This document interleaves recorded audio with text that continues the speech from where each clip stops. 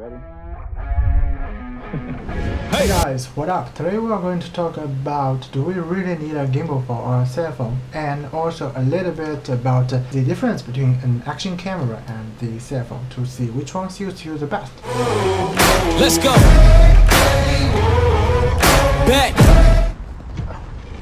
So nowadays gimbal is not just a hardware to stabilize your camera.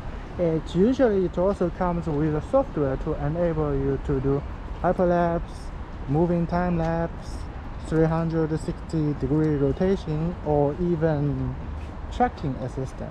Anyway, let's check how the gimbal performs. And we will do 3 tests. The first one is just a random point and shoot. It seems no big difference except FPV will slow my movement down. The second one is controlled handhold shot.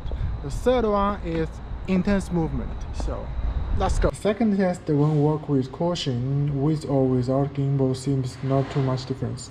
But when you run, when intense moving involved, the gimbal definitely did its job. Okay, since we are already talking about the gimbal with a cell phone, I think it's fair to bring up the action camera, since the action camera also has awesome stabilization. So let's compare it. Action camera, cell phone. Let's talk about battery first. For cell phone, you can always see the battery, how many left. For action camera, you will have to power on to check the battery. Of course, you can bring as many battery as you want, but still you need power on to check. Then it's about storage. For iPhone user, okay, you are limited with storage you have. For Android user, okay, you have SD card, which is better. While storage for an action camera, where you just need a SD card. And the only problem is if you have only one SD card and you forgot to take it with you because the only one card is on your computer, well, third thing, talk about size. For cell phone, if you want to shoot vertical and horizontal, you need to deal different size. And for camera, not every cell phone has super view. For the action camera, no matter it's horizontal or vertical, basically the size doesn't change too much.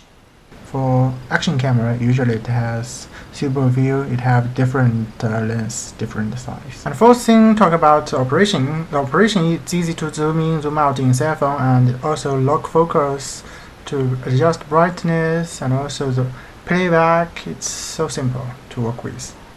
For action camera, although it has lots preset, but due to the small screen, it's difficult to operate. And you cannot control the focus, so you cannot create the focus and blur effect on this action camera.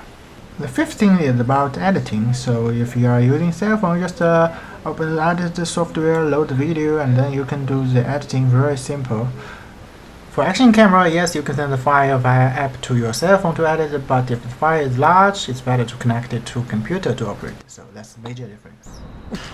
Enough talking, let's see the side-by-side compare between action camera and a gimbal with cell phone. Go! Yo, once again I'm back around. Rush it back in style. When I am reviewing the clip, I was working here. It seems the DJI did a better job than GoPro, and then I start to run. Still seems DJI is better. And then here I did a jump, same result. But of course here in GoPro I used a narrow view, so if I use wide and super wide, it should be much better. Okay, so my thoughts about the gimbal, the action camera thing, well, it's like a game. If we are just like start up, we don't need a gimbal. Just learn some handhold technique or buy a tripod will be okay. If you are doing vlog, movement is involved, and you also want to add some spicy shooting technique in it, well, consider buy a gimbal. Well, for action camera, it is a camera with built-in gimbal inside. So the package is quite small. You can basically mount it anywhere, and you also don't need to worry about someone might call you or text you while you are making the shooting, with cell phone. So personally, when I bought the GoPro 9, I barely use my cell phone with gimbal. And that's it for me. So if you get any question or any recommendation, leave your comment below. See you next time.